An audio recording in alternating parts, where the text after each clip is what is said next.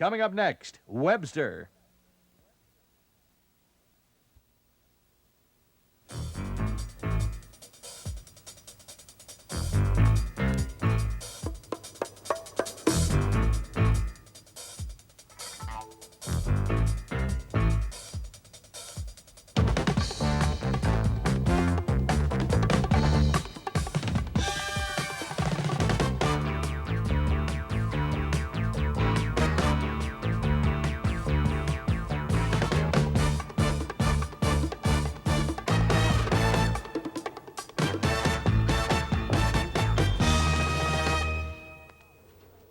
Good morning. Personally, I have nothing to laugh about this morning, except the vagaries of our political life.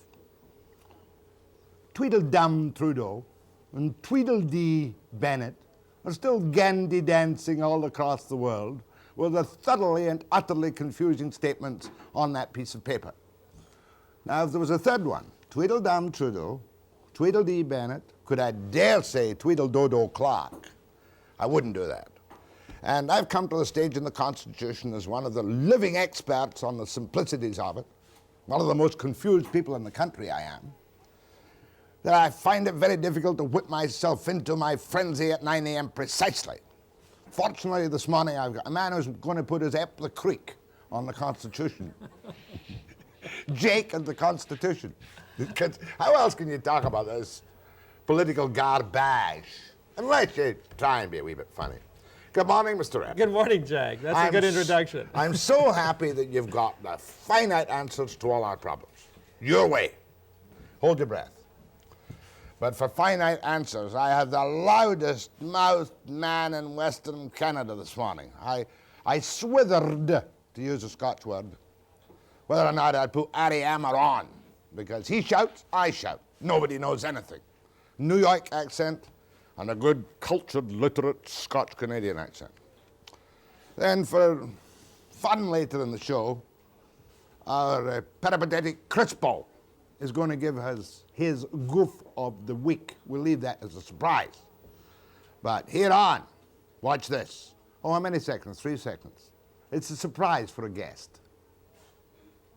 Roll it. Here I am at Loch Ness, looking for the monster. As a matter of fact, I can see it right now. It's as big as a football field. It's curving up and down, horny, dreadful-looking, big, fat. I can't say that.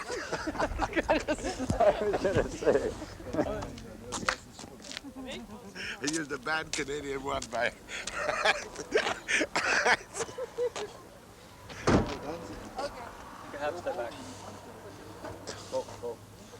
Here I am at Here I am in Loch Ness in Scotland, looking for the monster. As a matter of fact, I can see it now. I can see the humps in its back. It's as long as a football field. It's the real big, hairy Loch Ness monster. Excuse me, sir. That's not the monster. That's John McKeachie.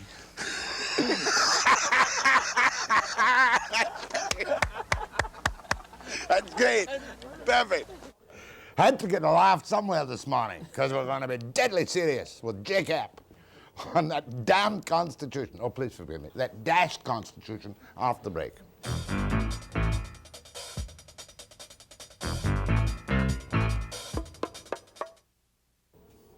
My mother always told me, when you become a television broadcaster, journalist, Jack, always give a paragraph of background. We got from the Supreme Court of Canada, even though their microphones weren't working, the decision on the Constitution. And the questions put to them gave 2 simple answers. Trudeau legally can do with us as he will, but if he does it, it will be unconstitutional. Mr. Epp, the constitutional spokesman, apart from Joe Clark for the Conservative Party, is my summation correct and accurate?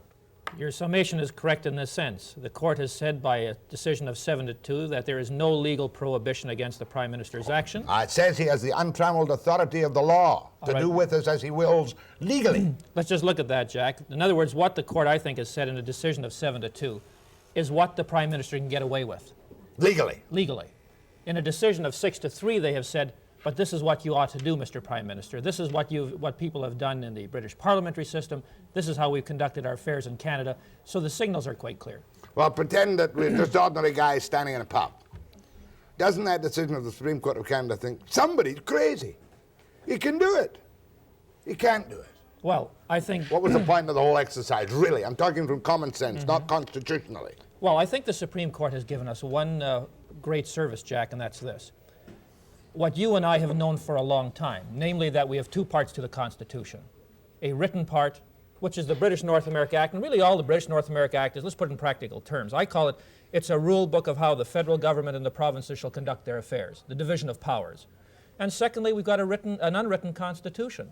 It's come down to us from the British system. And just give you one example. Why should a Prime Minister resign if he is defeated in an election? There's no law says he must, but there's a convention that says you better. And that's really what the court And said. another law, which we don't have and which we, in my opinion, don't need, is that there must be an election no further than 5 years apart. All right. Now, there are some conditions, I think that, or some manners in which we operate, which should be put down in law. I have no difficulty with that, such as the example you gave. But the Prime Minister, the very role of the Prime Minister, is a convention. Okay, enough background. My mother would say that was too much background. Now what do we got? He's going to go. He's going to go to London. My theory in this whole long debate and the ups and downs, and you've had them on, you've had me on television, you've had the other people. I've had the whole bleeding world on television. And I think Canadians, generally speaking, are very tired of the topic. Okay, what's he going to do? What's he going to do, as I've seen it, is that if there is no legal bar, he will take the matter to Britain and put it to the British Parliament, and the people of Britain, through their parliamentarians, pass it or else. That's always been my argument with him. The old quote was, they can hold their noses and pass it. That's right. Now, if you take a look at the communique of Mrs. Thatcher and Mr. Trudeau from, Melbourne. I think the last stop was Melbourne for the Prime Minister. Melbourne, Silver. I think it was Melbourne. But when you look at that communique, you find out very quickly that Mrs. Thatcher has done what is time-honored. Namely, she says, I will present it to Parliament. But there's a warning in the communique, which the Prime Minister and his spokesman have tried to downplay, namely, that she has pointed out the warning that there is a great amount of apprehension in the backbenches and that the Supreme Court decision will add to it. Here's the irony, Jack. The Prime Minister says it is legal and therefore I will do it in Canada. I will not follow convention. But when I take it over to Britain, I expect the British people through their parliamentarians to do what? To respect every convention that has ever been developed over requests of amendment to our British North America Act. And how can he ask, on the one hand, the British Parliament to obey convention, but he says at home, when conventions have already been stated by the Supreme Court to be part of the Constitution, if they're broken, it's unconstitutional, that he says, I'll ignore it. That's the irony. But is he not such a man with such a, what's the word, sharp determination that he is not going to listen anymore to anybody but is going to do it? Let's not be hypothetical. You think I'm not he'll do being it? hypothetical, Jack. He'll do it. My assessment of the Prime Minister always has been, if we cannot throw roadblocks in front of him, if the premiers cannot stop him, if Canadians can't stop him, he will go ahead and put it to the British Parliament. I've always had that feeling. Okay, next point. You, the Conservatives, and Joe Clark particularly, deserve the credit, if one's on that side, for forcing Trudeau to back down and put the questions before the Supreme Court. The Tories did that. No doubt about it. No doubt about that. Now, having done that now, you gave up freedom of speech and agreed to a 2-day debate on the Constitution with closure starting after the 14th of October, correct? Well, Jack, I think one So could... you can't do a filibuster. Well, let's look at it this way. Why the 2-day debate? And the point you make has been raised by others as well. But let's go back to the circumstances. The circumstances were these. We obviously do not have a majority in the House. The New Democratic Party, at that time, were still backing the Prime Minister. Today, I don't know if they're backing him or whether they're in the middle. I don't know where Mr. Broadbent now stands. But having said that, we had to work out a system whereby we could get the matter before the courts. You know, we could not keep on reading the telephone book forever and not lose credibility. And so the deal was that the matter would not go to Britain before the Supreme Court of Canada could have made a judgment, a ruling. What was bought? We have a ruling which I believe strongly supports the position we've taken. Namely, there is convention, there is no legal bar, but the matter should be resolved in Canada, and then as gentlemen and as people who are independent, we'll then take the package over to Britain. Now, the two-day debate, there is no question in my mind that obviously I would have wanted a longer period of time. I'd be less than realistic if I said otherwise. But what we got for those, to give up on those 2 days, in other words, have that two-day debate, is that we can debate the issue, and as well, we've had that Supreme Court decision. But I don't think we can break the agreement unless further amendments are needed. Yes, and of course, key to it now, you see, I agree with Chrétien on one major thing. As long as you're including the influences of a man who wants to smash the country, like Levesque, I resent always Bennett, with the best will in the world towards him, and anybody else playing footsie with Levesque on any conditions. Now, am I being treasonous and traitorous by saying that? This man should not be considered in his particular approach. Am I right? Look, we have said that from day one, Jack. But he's going here's the tragedy of this whole piece. There are a number of tragedies, but here's the number one tragedy today, right now. And that is the Prime Minister is giving Mr. Levesque a leg up on the argument to Quebecers that the federal government is going to trample on their hard-won rights. Well, and the Charter of Rights will trample on the Legislative Assembly and their language laws. No question about it, Jack. And so what is happening is that he is giving Mr. Levesque that leg up. In fact, to the point of where he's had Mr. Ryan not only agree on the resolution in the National Assembly, Mr. Ryan helped to draft the resolution. All right. And that is the tragedy now, and that is the Prime Minister, I believe, in order to scupper Mr. Levesque. Will you be saying in the House of Commons? Should be saying, look, there is an accord. There's only one piece of paper that any Premier of Quebec has ever signed, repatriation. Let's sign it, let's get patriation done with an amending formula and bring it back to Canada. Then I think you would have been able to stop the juggernaut that Mr. Levesque also is trying to unleash on Canadians. Put in a simple question, and you won't answer this question because it's too blunt. If Trudeau brings it back unilaterally, will it cause, through a Quebec revolution, the separation of Canada from its province? I don't have prophetic powers, Jack, but I'll tell you this. What I read in Quebec and what I hear even from Liberal backbenchers, that they are deeply worried that the divisions that already exist between Quebec and the rest of Canada, especially the federal government, are being exacerbated. I can say that. Does this make any sense to you at all, dear caller? Does to me, and I've lived with it now for years, and does to Jake, who sleeps on bound copies of the BNA Act and the Supreme Court's rulings. After the break.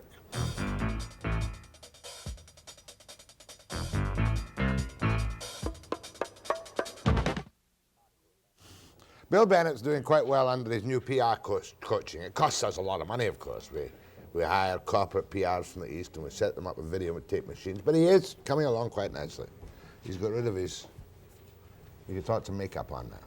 But isn't he wasting his time? Well, I can't respond, Jack, to what is costing the British Columbia taxpayer. But let me get to the Constitution and your Premier. I have no doubt, and I've had one brief discussion with Mr. Bennett, I have no doubt that he is pursuing the matter very sincerely. No doubt. And he wants consensus, which I think is the general feeling of Canadians. They don't even understand what consensus, what the elements might be, but that's what they want. They want to see the question resolved in Canada, and I think in that sense, the Premier should be commended. I suppose he should be. But of course, one of your people is one of the great troublemakers in the whole thing. Brampton Billy Davis. Yes. Didn't he? He sabotaged you in the last election. Well, it's too strong. He certainly didn't work with you in the last election, right? There's no question it has been difficult for us as a federal party. In the position that Mr. Davis has taken, for example, on an amending formula that he supports an amending formula which gives Ontario rights, gives the citizens of Ontario rights which will not be enjoyed by citizens of other provinces. The other thing is, too, that were he big enough to say, we'll make Ontario officially bilingual, that would defuse a hell of a lot of Trudeau's charter and the language problem in Quebec, wouldn't it? Well, there's no doubt that what is called Section 133, and I don't want to be technical, No. Jack, but 133 is now effective in the province of Quebec and in my home province, Manitoba, whereby the courts and the legislature must be bilingual. And Ontario has the largest number of French-speaking citizens outside of Quebec. And I believe that the argument has always been put forward by Mr. Davis that he will support the federal position as long as 133 is not included in this charter that will be sent off to Britain by the Prime Minister. How about New Brunswick? Well, they've announced they're going to go bilingual. Mr. Hatfield has already passed legislation earlier making New Brunswick bilingual as far as he could go. New Brunswick now has asked to voluntarily be put under the charter, under 133, I should say. And so they will have the same effect in New Brunswick as we already have in Quebec or Manitoba. Now, the latest Gandhi dancing by the boys is that Trudeau is now willing to meet the premiers next Thursday. Isn't that right? That's wonderful. He's going to see Bennett on Tuesday. It was originally Monday, now it's Tuesday. He's not stopping in Vancouver tomorrow. He's going straight on to Ottawa. And what's that going to achieve? Because Bennett knows as well as you know and as well as I know that what the provinces will go for and what Trudeau will go for are still miles apart. He says, I will not trade powers for the Charter of Rights, doesn't he? Well, let's look at that just for a minute. Despite the loud noises we've been hearing from Mr. Chrétien, despite the convoluted arguments that Mr. Trudeau is bringing forward from Korea and Melbourne, the fact remains that Mr. Trudeau is getting a lot of opposition in his own caucus.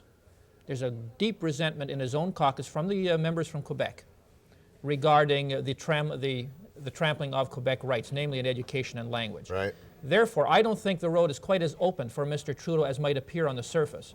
Now, you recall that Mr. Trudeau said, well, look, meet me at 3 o'clock on Tuesday at 24 Sussex, and we'll resolve the Constitution. Yeah.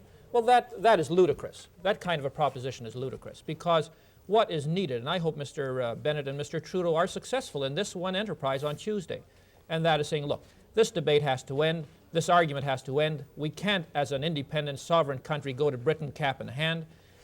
Let us decide what we can agree on, patriation and amending formula. Let's resolve that. And then I'll give you the guarantee, Mr. Prime Minister, that we will establish a timetable and an agenda for constitutional reform here in Canada. That's the sensible approach. I wish them luck, and I hope it works. I don't think it will. Jack, in this business, I have found that one has to be optimistic and also have a very deep resolve. Are you suggesting to me that Trudeau, the elitist, somewhat arrogant, straight-ahead Prime Minister, is going to get into the situation where he's going to agree, yes, I shall go to London, I shall change my mind, I shall say, give me back the Act, I'll take the amending formula too, but I don't want a Charter of Rights which I shall amend, shall produce later in front of the Canadian Parliament. There's no way he's going to go for that. Jack, I've never in my my previous statement, I never argued that. That would be the right approach. That's the correct thing to do. That's the correct thing to do. What I'm saying to you, and I said it to you earlier, and that is I have always worked on the basis that if from a legal point of view, from a political point of view, the Prime Minister can prevail, he will take the matter on to Britain, and that's how I've approached the whole subject. Well, you mean the whole package? The whole package. The Charter of Rights? Yes. The U.S.-style Constitution down the road? The package with very little modification, if at all. And there's no danger, is there, of any revolution or rebellion in the Liberal ranks to any extent which would cause him to get up and go away, is there? No. See, while there is some rebellion in the Liberal ranks, but I have always been, it's been remarkable the manner in which they can close the fissures to the public of the difficulties that they have in caucus. Now, I don't know how deeply some of the young Liberal backbenchers from Quebec will take this action. I know there are about 8 or 9 that are considering voting against the package, or at least abstaining. If they would do that, one of two things would happen, Jack. If, in fact, they would vote against, Mr. Trudeau would not have the numbers in the House to sustain the question. If they did not vote, in other words, just abstain, in other words, they had to find another place to be at, the vote would be close. Mr. Trudeau would carry the day, but a very close vote, I think, would be a further signal to the British parliamentarians that this thing is in deep trouble back home in Canada. Pity you've got your own leadership troubles, isn't it? Well, I think that as a party, we have to resolve our situation one of two ways, Jack. I don't think we can allow the 33.7% just to hang out there like dirty linen and make the remarks, well, it doesn't exist, don't see it. I think one of two things has to happen. Either the party executive has to establish a machinery which we, as the general membership of the party, can reconfirm Mr. Clark, or I believe there would have to be a leadership convention. Those are the only two ways I believe we can resolve the issue. Well, which way would you resolve it? Well, I think that is up to the party executive to give direction on that issue. That is what we voted for at the last general convention, and I hope that they can give us some direction on that before too long. Real pity you blew the government, wasn't it? Yes, day after day, I know we would not be in this constitutional mess if we were still in government. And I'd put it another way, Jack, while we had brought in a tough budget, we believed it to be an honest approach. And honesty doesn't work in politics, Mr. Epp. You should know that by now. well, I've had my lessons, but I'll put it this way. I still believe in the long term that if one is honest, that the people of Canada will recognize honesty and in fact want to follow that, rather than the situation we have now whereby we have a Prime Minister and a government which said interest rates shall be lower. When we were defeated, they were in the area of 13%. Energy rates would be much less. And so I think one of the big tragedies in Canada right now, Jack, is this. People are generally cynical about government, and now they don't believe any of us because they feel that we say one thing in election time and then we do another when we're in government. And True. That's the tragedy. Jake Epp is the Tory spokesman on the Constitution. He's from Provencher, Manitoba. Do you think Andy's going to phone us? I doubt it. Jack, you know your listeners better than I do. No, I doubt it very much, but we'll try it. If there are no phone calls on it, we'll just have to say thanks, Jake. But we'll see after the break if anybody cares. Fair enough, Jack. Good.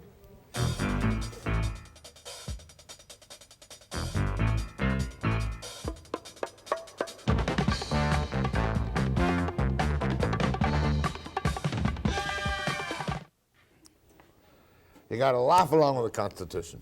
Can't take it too serious. I know it's serious, but you know what I mean. I always say the average working man in British Columbia goes into a pub in the evening, asks for his pint and says, I'm very concerned about the Constitution. What are we going to do about 133 of the British North America? Jack, I think for some of us it's our responsibility to know something about the Constitution, but people are interested in jobs, You know the mortgage point I'm rates, making, you know. of course. I am. Mortgage rates. You know, 5 years ago, these damn banks and mortgage companies would have been charged with unconscionable contracts and usurious rates. That's right. Go ahead to Jake Epp, please. And my wife told me yesterday I was too grim. So I'm smiling now. Morning, Margaret. Go ahead, please. Hello? Hello, sir. That me? That's you. I would like to ask the gentleman there, why is he and his party against a Charter of Rights for the Canadian people? Okay, good question. Jake? First of all, we're not against a Charter of Rights. We have said we are for a Charter of Rights, but we are what we want to do is have our rights determined in Canada by Canadians rather than have our Charter of Rights passed and debated in the British Parliament. Now, there's a point you should make, if I may suggest. Trudeau keeps saying, with a fair amount of inaccuracy, that this matter has been discussed for 54 years. Not true. Charter of Rights has only been discussed for, what, 15 months? When Mr. Trudeau talks about the 54 years, he's going back to the Statute of Westminster, in which at that time the matter was left in the British hands, that amendments would be made in Britain because we could not agree on an amending formula. Fair enough. Thank you, sir. A good answer to a good question. Go ahead, please. Mr. Webster, I don't have a question. I just have a comment that I would like to make to Mr. Epp. Mr. Epp, I think you're a very nice person. I admire you very much, even if you are a conservative. Thank you. Everyone's entitled to one mistake. But, you know, I think it's time that all this fiddle-daddle talk and trying to get unanimity or even partial unanimity between the provinces it'll never come. And I think that we should bring the Constitution back with the Charter of Rights, with the amending formula. Good point, ma'am. We'll see what he says. Because I get the feeling, even myself, overwhelmed with this stuff, oh, well, he might as well do it, and we'll take the consequences, and then we can, if we want to, throw them out and scrap the whole thing. No, that's not possible, Jack. You see, constitutions should not be changed with one person. In a democracy, you can't do that. I agree with the lady caller when she says, people are frankly a little tired, and can you ever get agreement? I think one thing the Supreme Court did, and I'm pleased it did it, and that is they have thrown out unanimity as a necessary requirement, because unanimity results in everyone having a veto. And I don't believe in a federation that can work. And in that sense, I think they have given us a service. But without question, I cannot accept a constitutional proposal by one person which is opposed in process by the majority of Canadians. Go ahead, please. Yeah, I'd like to hear them take the word Constitution out of our vocabulary for the next year or so. I'm tired of hearing about it. one way or the other on the radio, the TV, you name it. That's all you hear about, and it's getting to be a little bit too much. Here, here, sir.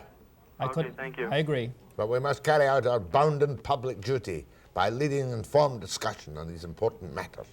Without question, the I should have been Constitution a is... politician. I should have been a politician. Well, Jack, possibly next time you'll run for us. No, couldn't possibly run for you. Couldn't take the whip. I never was a sadist. No, I never was a masochist. I am a little bit of a sadist. Go ahead from Vernon. Hello, Mr. Epp. Yes. We share the same last name, but I'm not a Ontario Liberal or a Prairie Conservative. But tell me, If I may be forgiven, he has just one Epp Jew. Carry on. couldn't we bring the Constitution home with an amending formula that says something like within 5 years every province has to have a Charter of Rights, including basic human rights? Hey, listen, that's a very good one. Gordon Robertson, one of the men in this country, and he's even a civil servant, whom I really admire. I mean, who admires civil servants? He came up with a compromise. Bring it back a period of 2 years, I think it was, to opt in.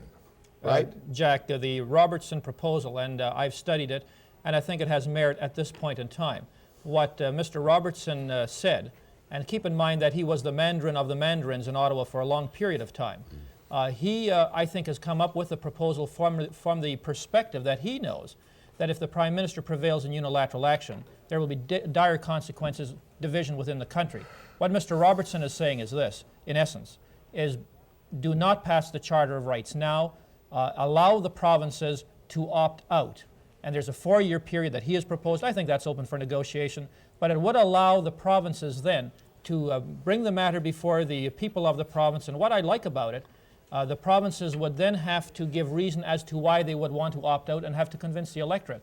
And also what it would do, it would at least remove in part the unilateral action that we're now facing. I think it's a great idea.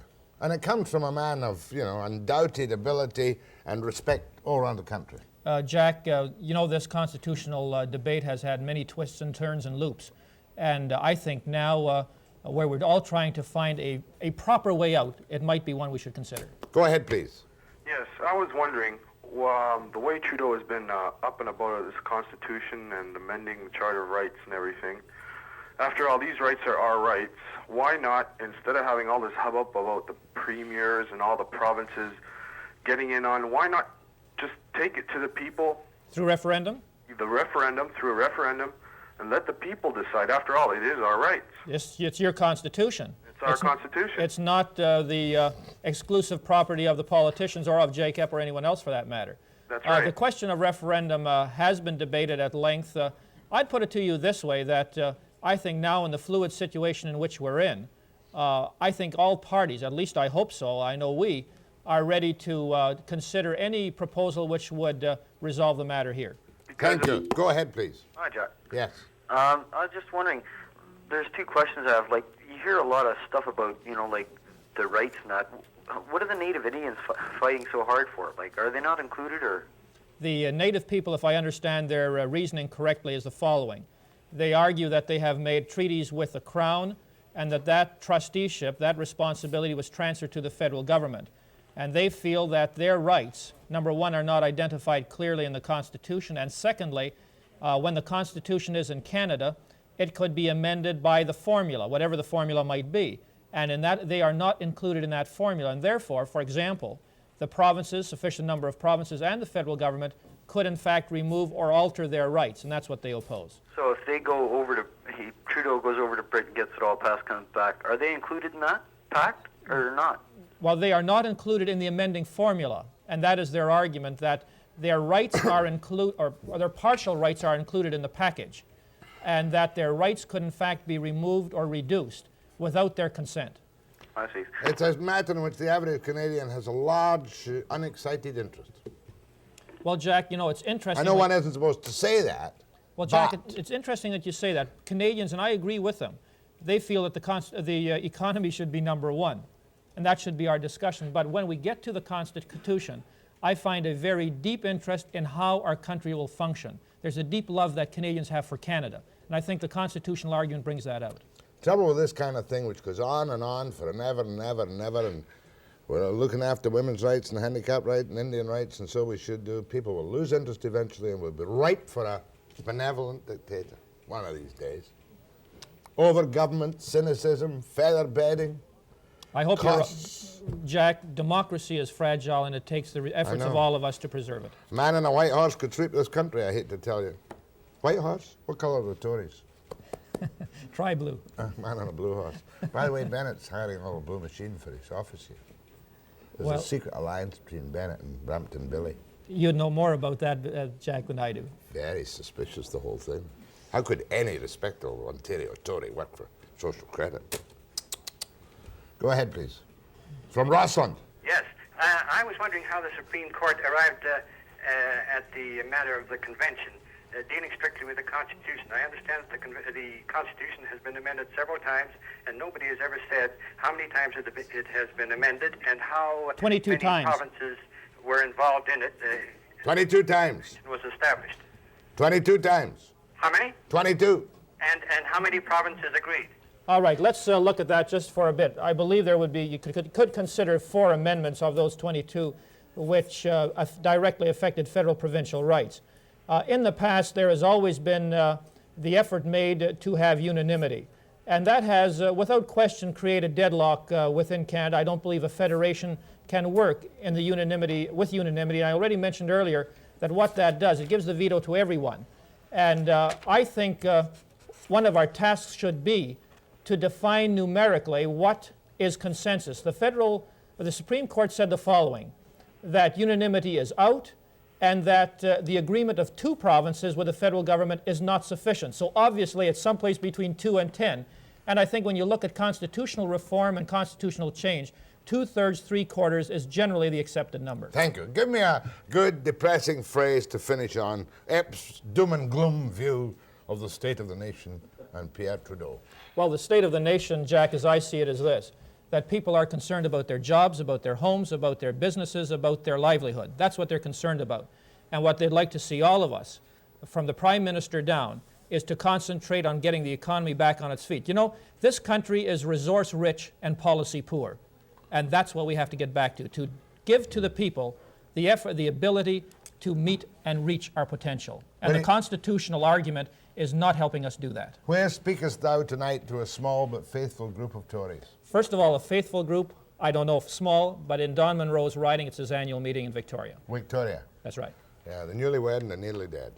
My thanks to Jake Epp. God bless you and all our politicians, Jake, and bring you to a successful conclusion before the year 2001. Thank you, Jack.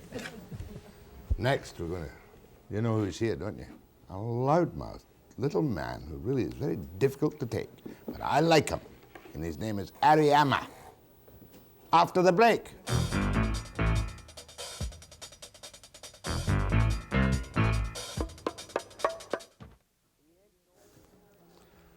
He ain't no Raymond Burr, but he is an actor, a fairly recent immigrant to this country, and his real name is Harry Bernard Colvin Hammer. Right, Harry? Right, Jack. But And let's they get- qualify the recent. 21 years now. That's recent. Okay. How long you been here, you Scotch beautiful man? 34 years. 34 years. And well, last 5, I've been a Canadian that much time. and the last 5 which? Less 5. Less 5. Have we got an interpreter? Well, let's bring in Raymond Burr. Very good. Harry, you're at it again. I was very sorry when you didn't make it to City Council. I think you'd have been a much better contribution than Davinsky, or York for that matter, but you didn't make it. So now you're going to go out in the blaze of glory, hating everyone in political life in the city of Vancouver. Go your best, Lick. I don't hate anybody. Hate is intellectually frustrating, keeps someone from sound thinking, but I make no bones about it. I call it as I see it, and I think the political situation in this city, and to a lesser extent in the province, Jack, is such that if we don't wake up, we won't have to be concerned about a Canadian Constitution. We'll have to be worried about what I refer to. There'll be a hammer over City Hall, but it won't be this hammer, Harry. It'll be the hammer with the sickle. Over the City Hall? That's right. The commies are taking over the city of Vancouver. Well, I don't want to put it that way. I want to keep it on a decent intellectual level. You're not talking to me, you can't. Okay, Jack, let's get down to your level and get into a good gutter snipe presentation of this issue. Feel better? Okay, let's get down to the nitty-gritty. Here we've had a 3-year hassle over the Sunday shopping law. You will have to agree with what the province has done. It's in a worse mess than it's ever been. They had no guts, and they brought in this subtly convoluted, mixed up, local referendum Sunday shopping, which has become an absolute economic disaster for Harry Hammer. And for this province and the city. Well, Surrey's doing all right. Some of the places around are living off your trade. Well, the whole point of the matter is you can look at it on 2 levels. You can look at it from the selfish point of view, how it affects me as a businessman, and you can also get into an area in which I want a little bit of credit too, Jack. Right. You can get into the area of basic democracy. What enhances democracy? Letting people do what they want to do as long as they hurt nobody else in their person or their property. Why should we have some politicians subjectively tell us how to order our life when we can shop, when we cannot shop, subjectively say it's okay to buy paint in Surrey on a Sunday, let's say, but it's illegal to buy it here in Vancouver. Or okay to sell books in Vancouver on Sunday, but not okay for you to sell a divan recliners, big special, $199. Yeah, that's exactly right. Let the people do what they want to do. You're going out on Sunday and beating your wife doesn't interfere with my wanting to go out and go to church, go to a baseball game, and the contrary of that is true. There was a time, Harry, you must look back historically. Yes. There was a time when Sunday closing was necessary because we had no labor laws, and the bloated capitalist in those days took the child labor and the cheap labor and they worked it 7 days a week. Right. So we got labor laws and we got blue laws. Right. Now the unions can look after their own, as you'll find. And the labor laws look after... It's reached the point, Jack, if I may say so, where in the atmosphere in this city, profit, free enterprise, business have become dirty words. At the City Hall. That's right, have become dirty words. And let's not get into the issue of Sunday opening and closing too much. Let's get down to the situation that brought a legitimate businessman to go ahead and, because of political actions, no longer have a viable business in a particular area of this city. That's what this is all about. That's at 9996 Homer. 996 at home. I'm glad you're learning how to speak English. 996 Homer. Right? If I succeeded with Richard Burton, I'll succeed with Jack Webster. Of course, who did you run for in the election? I ran for Team. You ran for Team. Right. And you're very much afraid of Home on City Council. Pule's your friend. No, Pule isn't my friend. No. Pule voted. I want to bring in a thing that's extremely important, if I may. I want to bring in what this city did with the referendum, because that was the straw that broke the camel's back as far as I was concerned.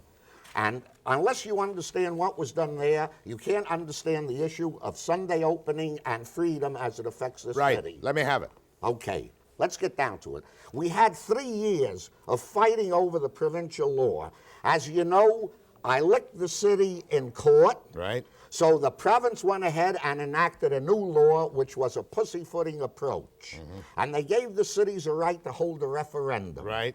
Each city deciding what it wants to do. Right. Now here you had Harcourt and the rest of the city council, including Harry Rankin, Erickson, and Bruce York, Harry Rankin, who are dead set against the businessmen, and there's no 2 ways about it. They were smart enough politicians to know that once a referendum is held, whatever happens, any further changes in the law has to do through an amendment to the bylaw. And you would then need a 2/3 vote. Of council. Right. So they went ahead and they said, let's vote on Gastown and Chinatown. Now, these self-proclaimed proponents of democracy didn't have the guts to put the issue to the people in the city and settle it for once and for all as far as Vancouver is concerned. They were holding a referendum. Why didn't they have a referendum on the basic issue as they did in Victoria? Everyone in Victoria said, you'll never have Sunday shopping here. But when they put the issue to the people in Victoria, they voted for it. Wasn't Volrich mayor then? No. Harcourt. This was done in the recent referendum with Harcourt Mayor. Oh, you mean Harcourt, the milk and water socialist? Well, I call him Hopeless Harcourt now. Now, let me get down to What do you call Harry Rankin? Harry Rankin, he's a Cadillac socialist. What do you call York? York, he's a brother. He's a comrade. He's got the card. He knows all the answers. He's going to introduce into City Hall in Vancouver a condemnation of the United States because they're putting on a nuclear bomb. I'd like to suggest to Comrade York he put in a condemnation of Soviet Russia as to what they're doing with the Jewish people there and other minorities. You've forgotten Bruce Erickson. Well, Bruce Erickson's the rubber stamp. Not a bad guy, nice old fella. I don't care if he's bad or nice. I care in what they stand for. But look at the other side of the council. You don't have much strength among your free enterprises, do you? No. May Brown and Ford. Well, May Brown is good on this issue, but Margaret Ford went ahead and when they wanted to, Davinsky put in a motion to amend. How can a man like Davinsky understand things? A tenured university professor. He's not in touch with reality like you are. You know what? There's a big imbalance in City Hall because you tell me anyone on City Hall, well, I understand Puel got a little travel agency or some business, but you tell me anyone on City Hall who's run a business of any kind of stature and knows what's involved in running a business. Davinsky, no. York, no. Erickson, no. Rankin runs a big law factory, yeah, but you know what we think of lawyers. Agreed. That's not a business. Harcourt, well, he's always been in and around do-gooding work, Harcourt. That's right. Legal aid and whatnot. That's right. City centre and heart bleeding all the time. Right.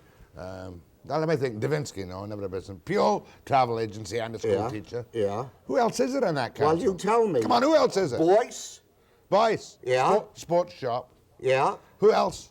Well, you got Boyce, and then you have Bellamy. He runs the Restaurant Association. In other words, he's getting paid by other business people. He's a nice guy. In other words, there's nobody like you who's gone to the bank, laid his credit on the line, his net worth, his personal wealth, and signed a $1 million loan to pay wages. That's right.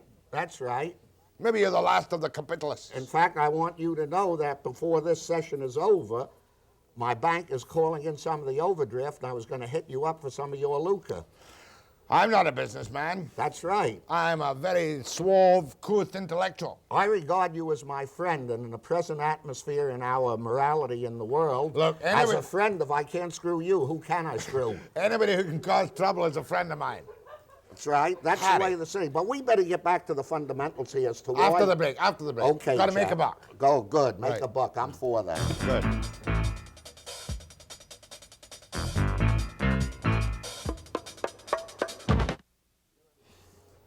We, you and me, particularly you, have just been accused of vulgar and abusive language, and that we're behaving very badly indeed, and you should withdraw forthwith your remarks. Well, I'll withdraw nothing, and I don't think we've been abusive in using vulgar language. I think I speak the language of what the average person in this city speaks, and I say it like it is. I apologize to nobody for speaking truthfully, and I hope the politicians would learn something from that and not speak with a damn forked tongue.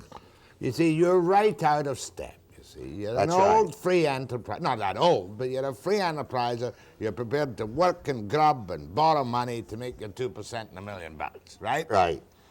You're far smarter to get out of this, put your money on 20% term deposit, you make $200,000 interest, pay $100,000 taxes, and not have all this aggravation.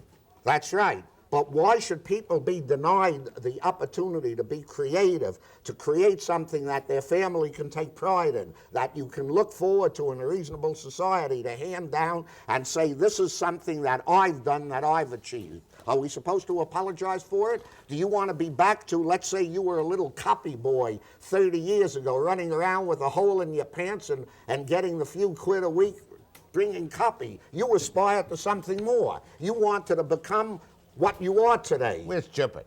Well, maybe we are. We'd be far better just to take it easy, get a civil service job, have our kids in daycare at the city hall, you know. Yeah. 35-hour week, That's wonderful right. benefits, and do nothing. You know, if I had to do it all over again, Jack, with your thinking, the one thing that I would do differently is I would ask you to marry me. Harry, are you going to run again? I'm keeping my options open. Not prepared to commit myself one way or another. Want to see how the political climate develops. And at that time, when we get nearer to the election, remember it's going to be another over a year before we have an election, it would be premature on my part to make any statement in connection with any political aspirations I may or may not have. But I'll tell you one thing, Jack, I'll be out in the hustings.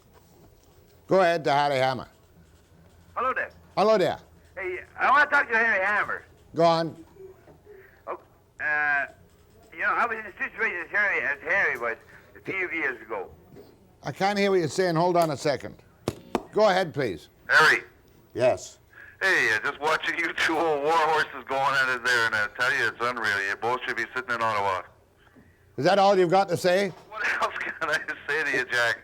It's beautiful. Do you suspect that we're both committing showbiz? No, I'm just telling you, you two people are just unreal. No, but Harry's serious, and I'm just goading him a little bit. Oh, I know you're goading him, Jack. That's perfect. But Well, I think you're very perceptive in seeing the sincerity that Jack and I convey. It shows, believe me. It shows, it sticks out a mile, and I tell you, you're doing a beautiful job, both of you. I'm not sure about that kind of call, Harry. Well, that's all right. You know, we also get the ones in which they tell us that you, and I won't say Do you the want word. Harry Hammer to run for mayor? Do you want Harry Hammer to run for mayor? Would he be a better option than, say, Pule or Harcourt or Volrich back from the political dead? Or Nathan Davinsky? May Brown's the one that's going to go. Don't you think so? I don't know. May had a pretty rough go the time she ran. I can't speak for May. And I also question in my mind that even in the next election, whether this city is big enough to have a woman for a mayor. Are you sexist? No, I'm speaking about the city. What about you? Me? What did you think of those aldermen who refused to cross the picket lines at City Hall unless they had a pass from the union? What did you think of them, Harry? Well, I thought it was a bit ludicrous, but what disturbed me more is these people who came there dumped the garbage. The police knew who it were. His nibs, his honor, his worship knew who they were, and they weren't going to do anything about it because it aggravates the situation. I want to tell them, when I happen to inadvertently stay open the half-hour overtime on Saturday, you aggravate me very much when your inspectors come down there, but it doesn't seem to bother Oh, me. no, because your establishment in your own way, they can nail you and you'll say, yes, thank you, I'll take the subpoena. That's right. Right? Right. But those ruffians who dumped the stuff, That's right. the police were standing there scratching their heads and saying, if we touch them, it'll cause trouble. And it has nothing to do with unionism. No, it I doesn't. mean, there are rules of the game. That is the pride of the English system. A sense of fairness, a sense of decency. I thought that was disgraceful. For that alone, Harcourt should be thrown out. Well, it didn't show any guts, no political guts. Go ahead to Harry Hammer. Yes, I've got two things. One has to do with Harry Hammer, and the other thing has to do with French. But when they... Harry Hammer is not French. I know, but it's the same thing. When they brought in that voting for the Sunday shopping, the people got scared that Woodward's and Eaton's and all those big places would be open that didn't want to be open. And they could have just left it the way it was without bringing out any great big issue about it. And places that wanted to stay open could have, and the ones that didn't, they could have closed their doors. But they scared the people, and the people did not want to work Sundays, and that's why they voted it down all over the place. Okay, let's see what Harry says to that. Well, I think this question of people not wanting to work on Sundays is utterly ludicrous. The marketplace finds its own level. Businesses don't stay open on Sunday because by staying open they create a market. They open on Sunday because they're responding to a market that's there. And as far as the labor force is concerned, that is a worry of the individual entrepreneur. My personality may be such that no one may want to come to work for me Monday, Tuesday, Wednesday, Thursday, and Friday. Ain't it the truth? That's right. Let the entrepreneur take his chances. If he can't get help, then he has no business being in business. And if he doesn't pay more than what people can get on support payments, they won't work for That's him. right, exactly. So that argument is a bunch of poppycock. And let me point out something about the so-called morality. You know, you had a big organization fighting letting Sunday business exist, and it consisted of Safeway and the big stores, and they put it on this great moral issue, and they're the biggest bunch of fastidious, discriminating lawyers you ever can see. In the United States, Safeways is open. In the United States, all these stores are open, but as long as they can control the market for big business and say the hell with the consumer, we don't care whether you want to shop on Sunday, and they can get a law doing it, then they'll do it. And that's where Rankin and the rest of them, the so-called friends of the small man, played into the hands of big business. A break.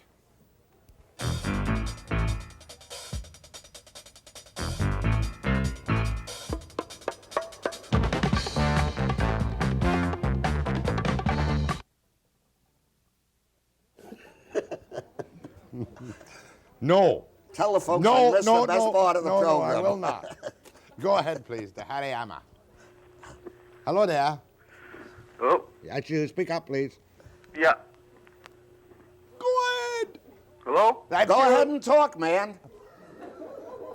Try again, Harry. You're wasting time. We can get in some more knocks. I was wondering this morning, I don't know whether or not you heard it on the news or not about that, about the store in Chinatown, a bookstore or something that was open, and that was on Broadway, not in Chinatown. Give him the score on that one. What the score on that was this store kept open. It was on West Broadway, and the amazing thing is that Mayor Volrich was the lawyer for them.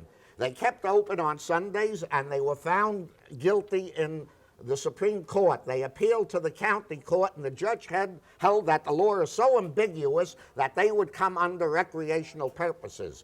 And you know what's going to happen, Jack? This whole law, if people challenge it, is going to be thrown out unless the provincial government pulls it out. And then you'll reopen 9-9. No, I won't reopen 9-9. That's closed. Once we close it, that's closed forever. There are other factors there aside from Sunday, you know. Go ahead, please. Hi, Jack. Yes. Hello? That's you. Hello.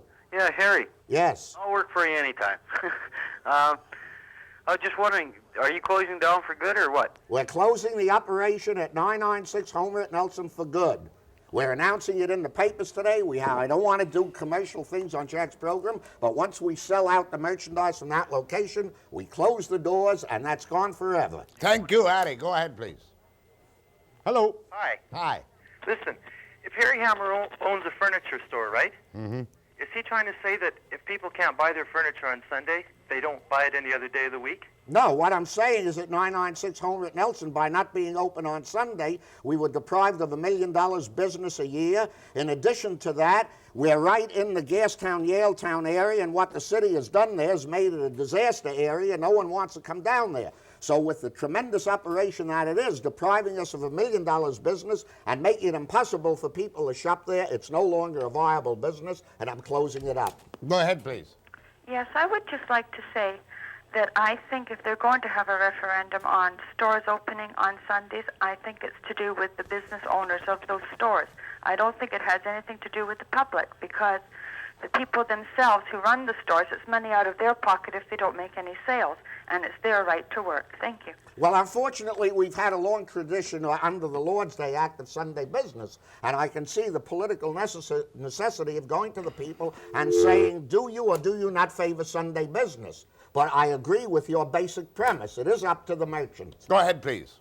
Oh, Mr. Hammer, I hope that you encourage other businessmen to run. I think it's a heck of a good idea to get some people who understand business on that council. Thank you, ma'am. Go ahead, please. Hello? That's you, sir. Oh, I'd like to speak to Mr. Hammer, please. Go ahead. Listen, you know, you're one heck of a good fighter. Now, why don't you tell that city council to go sit on their nose or something, because, you know, that's a bunch of baloney. A person, if they got their business, you know, they got their money into it, they've worked their butts off to earn that money and get their business going. Now, you've got people employed under you, and they're working for you or with you, whichever the case may be, and just tell them that, look, I've got people, I'm paying their wages, they're earning a good wage, you know, that's keeping people off of welfare and that. Thank you very much. Go ahead, please. Morning, Jack. Morning. Congratulations for having Harry there. He's made more sense on Sunday shopping in the last 5 minutes than Trudeau's made about this country in the last 2 years. Yeah. Anyway, what I wanted to say, the Sunday shopping was good for all drinkers. Thousands of people, instead of rushing around Friday night and Saturdays, it eased up on the traffic. I, for one, shopped in Safeway stores, Lumberland, and all these places. And my God, when you can go out on Sunday without rushing through that traffic, it was beautiful. Thank you, sir. You've got lots of friends, Harry. Oh, yes, I know. I'd love to see you run against and Harcourt I've for come mayor. to the conclusion that you're my friend, Jack. No, I'm fond of people in showbiz. Yeah. You're good showbiz. I think you're quite a nice fella. Thank you. 996 Oma. You know what? I'll tell you something that I sincerely feel. Yes. I agree with your last statement. 996 No, Oma. that I'm a nice fellow. Can't think of a smart remark, so we'll just let Harry go. Oh, we're going to have fun now with Big John. Oh, I'm going to stick around for my good friend John. McKeachie. I think McKeachie is absolutely one of a kind. Any friend of McKeachie is no friend of mine. Well, stand by, John, to be brilliant. And it's not Pamela Martin you're chatting up tonight, it's old Jackie Webster this morning. We all got to cross the bear. After the break.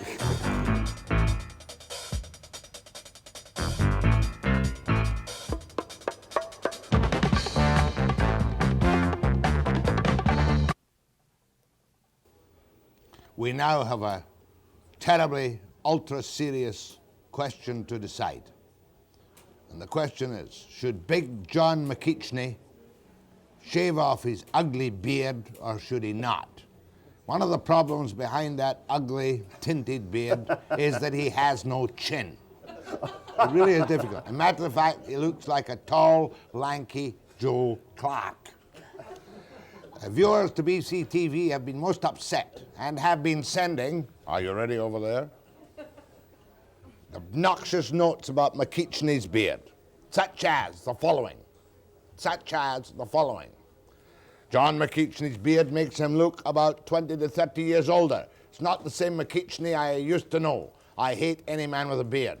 That came from a young one. The next thing said, I've known McKeachie since he was a pup, and he looks a lot better without the hair. Is that your own hair on top? The third one, my regards to Bernie Pascal and Big McKeachie. Tell McKeachie the beard looks terrible. The last and ultimate question, when is John going to shave off his ruddy cotton-picking beard?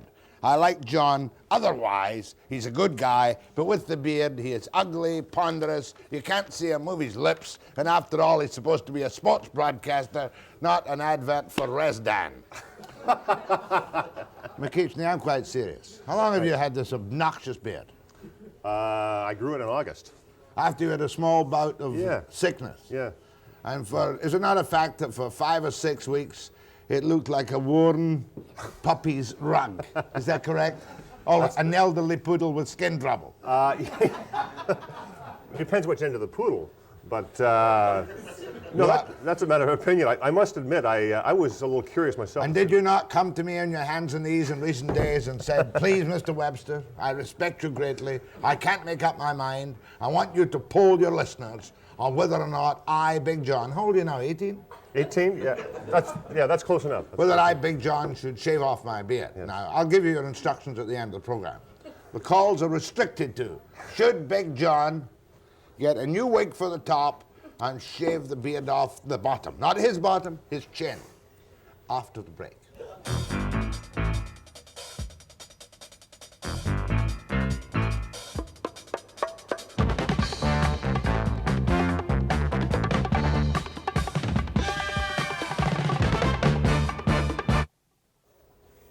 Don't be nervous, John. No, I tell you what, I've got mixed feelings. I don't care whether I keep it or not, but I'll tell you one thing, I am getting fed up with being called Nelson Scalbania because I don't have enough money to pay off his debts either. Well, you can always buy and lose a few football teams too. Well, certainly. Yeah. We're just going to go straight to phones, because you're not known as a wit, really. Part of one. Yeah. Nice fellow. Yes or no? Should the beard go or not? 1 yes, 2 no's. 1 yes. Oh, you're cheating. Okay, but I'll take the household ones. No, I get it myself, and my father hates it. 1 yes and 2 no's. How about you? Yes. Yes. Okay. How about you? Hello. Yes. John? Yes. Keep it on. Keep it on. You betcha. Be a man and keep it on. Gentlemen. Anybody sidetrack you and forget that wig business. The what business? The wig, you know, to put the wig on for that hair commercial. All right. Now listen, what does yes mean in this poll? It means yes, take it off, no, don't take it off. Yes. It's yes, take it, yes, keep it, no, shave it. Where am I going? Yes or no? Yeah, John. Yeah. Keep it on. Part talk the guy next to you to put one on too. Oh, shut up. My wife won't let me. I look just like Ernest Hemingway in my beautiful spotted beard. And I got an ultimatum, get the beard off and get out the house. I'm not sure your contract is, is long enough for you to grow a beard, is it? How long have you got to go in your deal? How long have I got to go? It's what worries me. I know. So I don't think you have enough time to grow a beard. Go ahead, please. Yes or no? Hello? Yes? Yeah, it's because of John that I've started to grow a beard now too, so I think you should keep it. That's Look at no. That's a no. That's a, That's a no. No, it's a no. that's a yes. That means keep it. I said I've decided, well, John looks so great in that beard, I said I'm going to grow one too, so you should keep Will it. you shut up, Harry? That's a yeah. That means keep it. That means. Oh, let's change the whole question. Harry Hammer is my commercial guide. Say off or on, right? Off or on? On. On, okay. All right. That's a yes. That's a yes. You already got that. It's a 3-3. It's a 3-3 tie, so you can start over again anyway, right? On, off. All right. 3-3. All right. Off or on? Hello, John? Yes. I didn't think anybody on that news article could grow a beard. Well, hang on to it, okay? Okay. I guarantee you Pamela can't. Well. Off or on? Get rid of it. Off. Get rid of it. Good. Off or on? Off or on? Off or on? Hello. Keep that news coming, but take it off, please. My wife hates it. Do you know his wife? No, God, I hope not. Yeah. Off or on for dear old John? Not working this morning. Speak up. Hello. It's your neck. Go for it. Go ahead, please. Hello? Yes, ma'am. Hello? Yes, ma'am. Yes, keep it on. Keep it on. Take it off. What can I say? Yes, ma'am. Yes, sir. Go ahead, please. We got problems on the phone. Go ahead, please. Yeah, keep it on. After all that agony, you should keep it on. Good. Hello? Yes, please. Yeah, I think if he got a duck and wore a black shirt and painted the grill in his car black, he'd make a great Mennonite. I think it looks good. I don't get to the valley that often. Sorry. Go ahead, please. Keep it on. Keep it on. Keep it on. Go yeah. ahead, please. Where are you? Yes, ma'am. No, definitely take it off. Take it off. Good. Thank you. Right. And what? Definitely keep it on. He's sexy. Keep it. Sexy. Can we get that number off the air, please? Did you say it's sexy with a beard? Yes. How old are you, ma'am? 65. 65. John will call you later. Good. Good. Fair enough. Have you any money? Oh. Go ahead, please. Yeah, hi. Keep it on. Right. How about you? Take it off. Take it off. His beard? Go ahead, please. That three's a problem. Go ahead, please. Hello? That's you. Yes, keep it on. It makes him look like a man instead of a big kid. Oh. Isn't that nice, eh? Somebody's falling all over you. Keep it on. I mean, Yeah. Hello. go ahead, please. Go ahead. Hello? Yes. Please take it off. Good. Thank you very Okay. much. How much time we got left? Yes, yes. Go ahead, please. Please take it off. Good. Is there somebody here? Go ahead, please. Yeah. What's your answer? No. His dad never had one on, and I went to school with him. He looks terrible. What does he say? He said my dad never had one, and I look terrible. So he wants it off. Yeah. George Haslam speaking, John. Who? George Haslam. How are you? All right. Oh, yeah, went to school with your dad and all your uncles and your aunts. Well, I know my aunt never had one. It. Yeah. Yeah. Well. Okay. All right. How much time we got? Oh, not that long. Can't possibly keep it going that long. No, I don't think so. 3, 4, 5, 6, 7, 8, 9, 10. Take it off. 3, 4, 5, 6, 7, 8, 9, 10, 11. Keep it on. Can I have some, please? More, have some. What does that say? Oh, Where there is you it? are. Look at it. Oh. This may solve it for once and for all. Oh, God. I hope this has been cleaned. I think Johnny Windsor was using this to polish his shoes. Now look, if I can teach you to read scores on Sunday, I could use some help on the weekend sportscast. Watch this. All right. Hello, panelists. Yeah.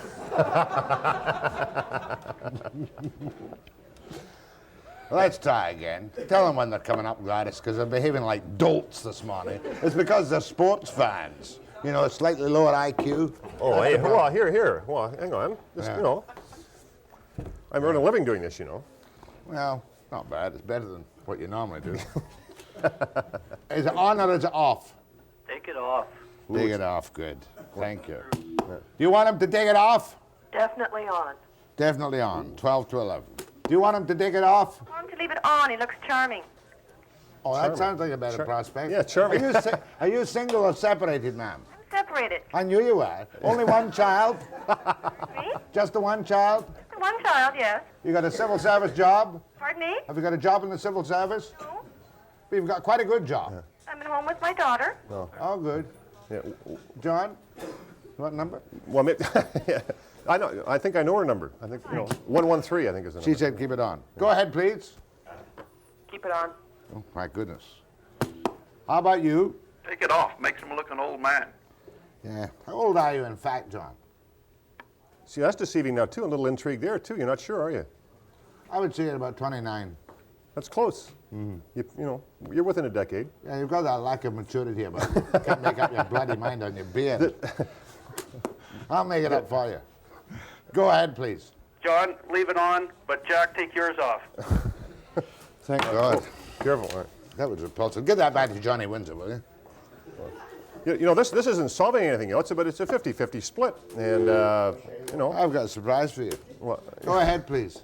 Yeah, John? Yes. Keep it on, because without it, you look like a poofta. What did that man say? Well, that's Australian or Kiwi for switch hitter. Yeah. Yeah. Isn't that a sporting term? Yeah. Well, I wasn't even that when I was in baseball player. Can we so see that picture of him without the beard? Oh, yeah. That's the a picture terrible without the beard? The picture without the beard? Waking up, Stan. That's a picture without the beard. I hope they can't find it. That's a terrible picture.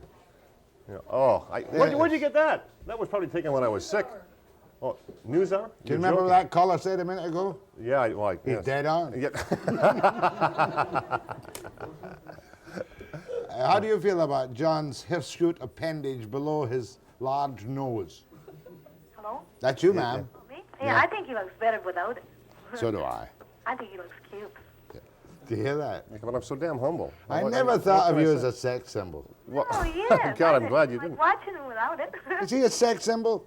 Benny Pascal exudes much more in the way of male vibrations than does John McKeachie. Don't you think so? But the winner of the contest, the sex symbols, has got to be Ron Mans. Well, I don't know. I think he's pretty cute.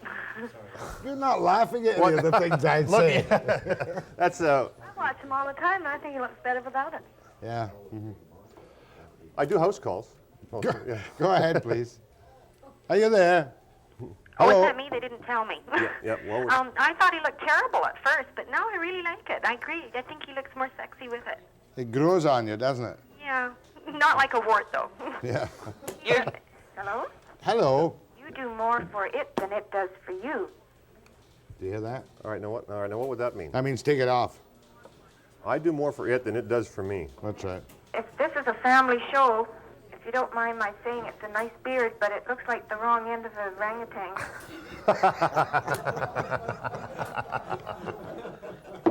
Really? How the standard of this program has gone down. I'm not sure there is a right end of orangutan. So I'm not, now where are we? Go ahead, please. I think it looks filthy dirty, and he should take it all off. Thank you, ma'am. You're a decent, clean woman. Go ahead, please. John? Yes. Two reasons to keep it on. One, you're too ugly to shave it off. And secondly, anything to go against Webster. Gentlemen, thank you very much. Don't tell me time is up right now. That's a heck of a reason. John? Yes, sir. The vote was 18 to 16, but I have a block vote of 10, so it's 18 to keep it on and 26 to take it off. Have it off by tonight. Thank you very much. Go away now, please, after the break.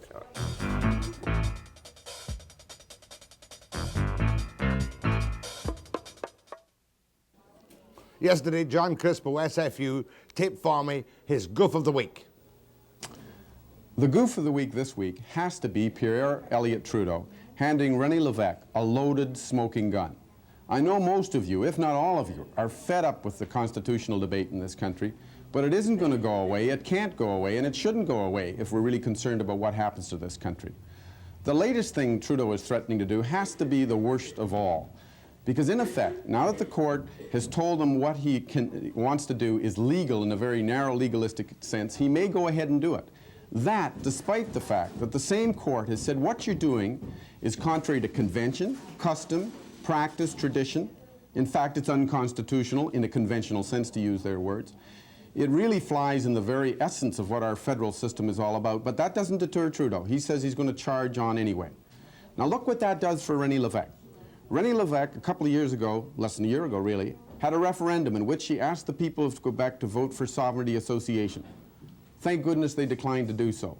That forced Lévesque, when he went back for an election mandate in that province, to pledge that he wouldn't ask for a referendum on sovereignty association during his subsequent term of office. But now, on a silver platter, Trudeau's saying, would you like another crack at it, René? Because you see, these constitutional proposals strike at the very heart of Quebec's language legislation. They threaten the jurisdiction of its National Assembly. Lévesque has already managed to astutely orchestrate a resolution from the Quebec National Assembly, supported by Claude Ryan, the Liberal leader, and all but 9 of his followers, condemning Ottawa for what it's trying to do. What will he do next if Trudeau doesn't back off? He could call an election. My guess is that's too risky, he won't do it. He could call another referendum, not on sovereignty association, but asking the Quebec people to join him in condemning Ottawa, or to joining him in threatening to defy the Constitution if it's brought home on this arbitrary and unilateral basis. You know, it's good dramatic politics. It's like a shootout at high noon. And it could be Lévesque and Trudeau. Who knows? A lot of people might say maybe they'll both get each other and we'll be rid of both of them. But it isn't that easy. It's far more serious than that, because the country's at stake if we go through this exercise all over again. Now, many of you may not think that this is the goof of the week, but I'm telling you it has to be, because it's our country that's at stake. Well said, John. Tomorrow, Howard Jarvis of California's Proposition 13. A couple of other bright things, too. Maybe not so much laughter, but anyway, at 9 a.m. precisely.